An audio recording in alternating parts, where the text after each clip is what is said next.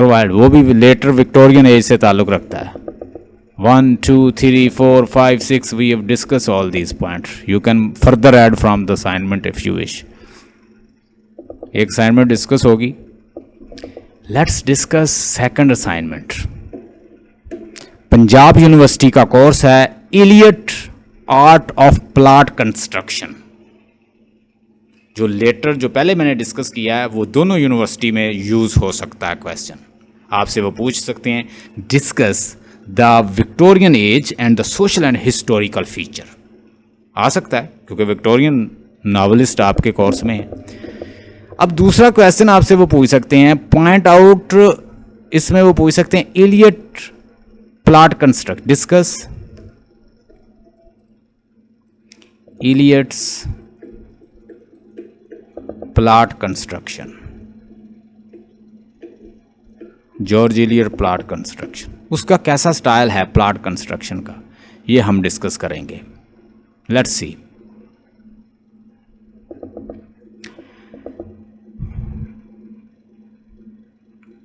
अच्छा जी, पहली बात तो ये है कि उसका अगर हम देखें हेनरी फील्डिंग का प्लॉट कंस्ट्रक्शन,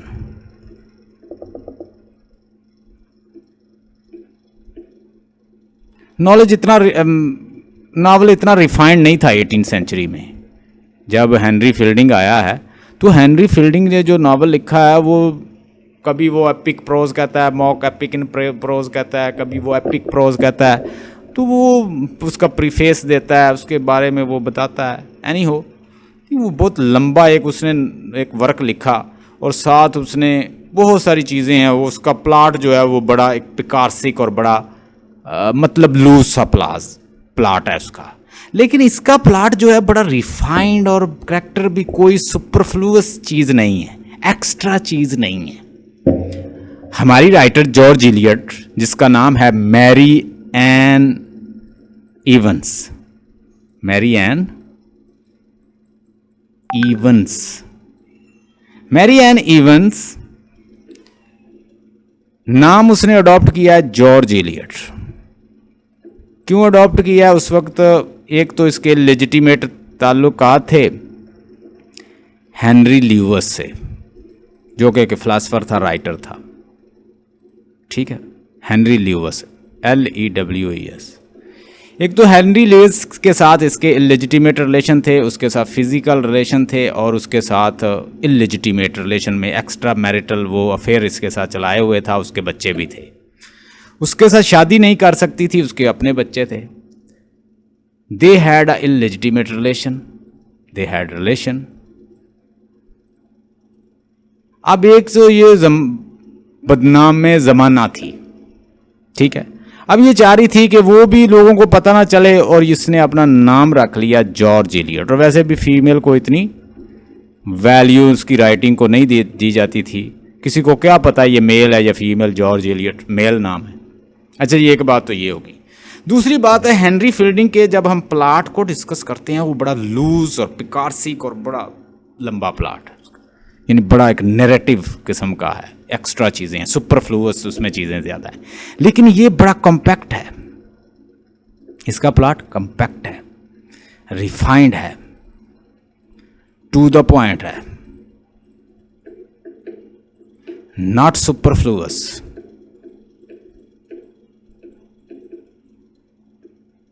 ये पॉइंट बड़े ज़बरदस्त हैं। पंजाब यूनिवर्सिटी के कोर्स में ये सारे पॉइंट्स जो हैं आप लिख सकते हैं और इसमें शामिल करेंगे और साथ साथ कंपेयर एंड कंट्रास्ट करेंगे लूज प्लाट वाले वर्क का और कॉम्पैक्ट प्लाट वाला।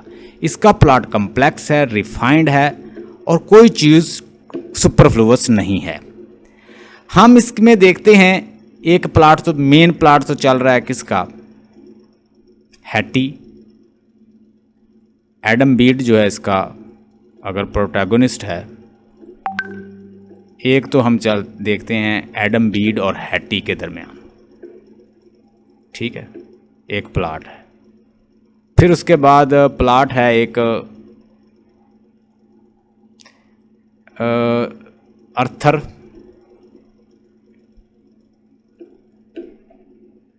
और हैटी के दरमियान, ये भी चल रहा है साथ साथ। अच्छा, फिर हम देखते हैं एक प्लॉट जो है वो सिथ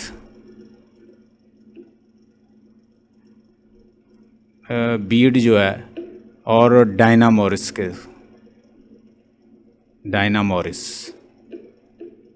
उसके साथ भी चल रहा है। सिथ बीड उसका भाई होता है। तो एक प्लॉट जो है वो किसके साथ चल रहा है? एडम बीट और किसके साथ? डायनामोरिस के साथ। अब ये देखें, ये सारे प्लॉट जो चार, इसको देख लें, 1 2 3, ये सारे प्लॉट जो हैं इतने कॉम्पैक्ट हैं कि कोई भी करैक्टर इररेलेवेंट नहीं। अगर आप भी एक भी निकालेंगे तो ऐसे लगता है कि सारा, ऐसे जैसे अरिस्टोटल की जो डेफिनेशन है प्लॉट वाली, कि प्लॉट ऐसा हो कि उसका बिगनिंग हो, ठीक है, उसका मिडल हो, उसका एंड हो, और एक ऑर्गेनिक होल हो। एक भी चीज़ उससे निकालें तो वो क्या अपनी ओरिजिनलिटी खोल दे। कोई चीज़ आप निकाल नहीं सकते। बिल्कुल ऐसी दीवार है जो ब्रिक के साथ बनी हुई है, एक ब्रिक निकालें तो वो दीवार ख़राब हो जाएगी, वाल। तो कैसा उसने कॉम्पैक्ट प्लॉट बनाया है, कोई इररेलेवेंट नहीं। हमने हेनरी फील्डिंग पढ़ा तो हमने देखा कि उसके अंदर विल्सन की स्टोरी, लिनारा की स्टोरी, और वो पार्सन एडम की स्टोरी, और उसके अलावा वो पैडलर की story. So lot of stories are over there looks quite irrelevant and superfluous. बड़ा सुपरफ्लुअस, बड़ा इररेलेवेंट, बड़ा लूज वर्क है उसका। लेकिन यहाँ पे वर्क बड़ा रिफाइंड है, बड़ा कॉम्पैक्ट है, बड़ा टू द पॉइंट है, बड़ा डायरेक्ट है, और बड़ा एक समराइज्ड फॉर्म में उसकी एक प्लॉट की स्टोरी है, इररेलेवेंट नहीं है।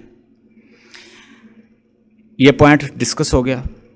Eliot's art of plot construction कैसा है, कंपेयर कर दें इलियट के साथ और अच्छी तरह से बता दें इंट्रोडक्शन में।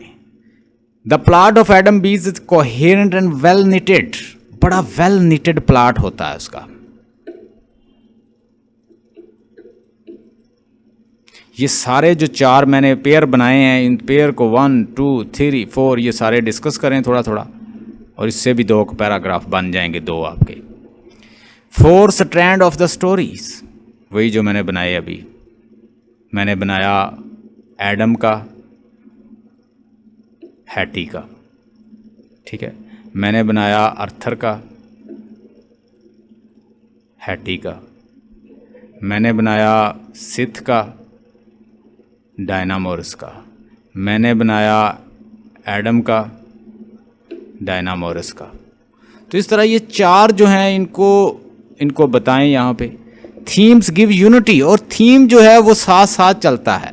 थीम इसका क्या है कि कॉन्फेशन, थीम इसका जो मेन थीम है, एक तो कॉन्फेशन है, उसके साथ साथ चलती है ना story. Give unity to the, confession का थीम है, साथ एक और है कि पैशंस के फ्लोइंग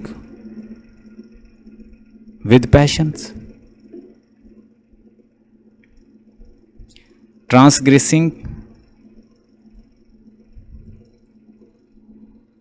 ड्यू टू पैशन,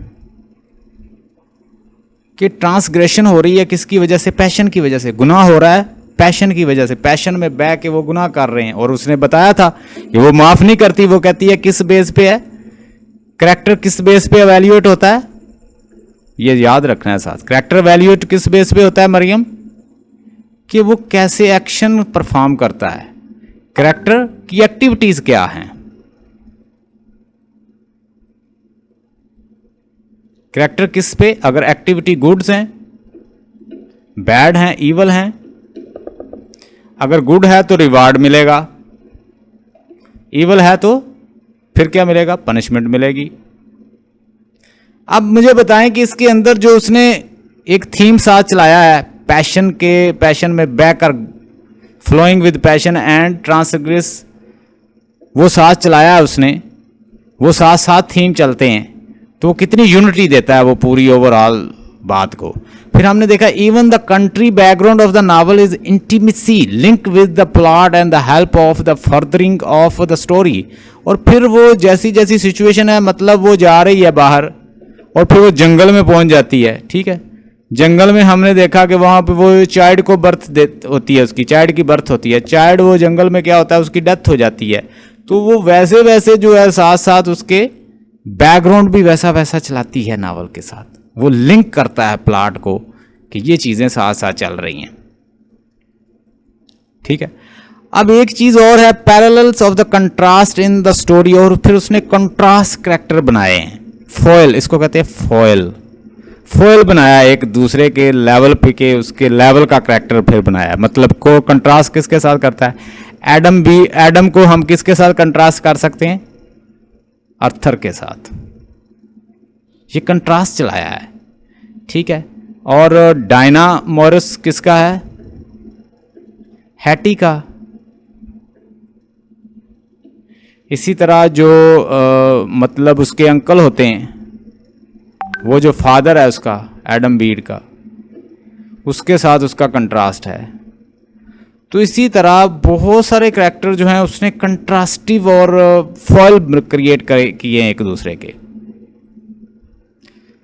तो ये पैरेलल का जो उसका स्टाइल है, it is also a style, ये उसने चलाया, कंट्रास्ट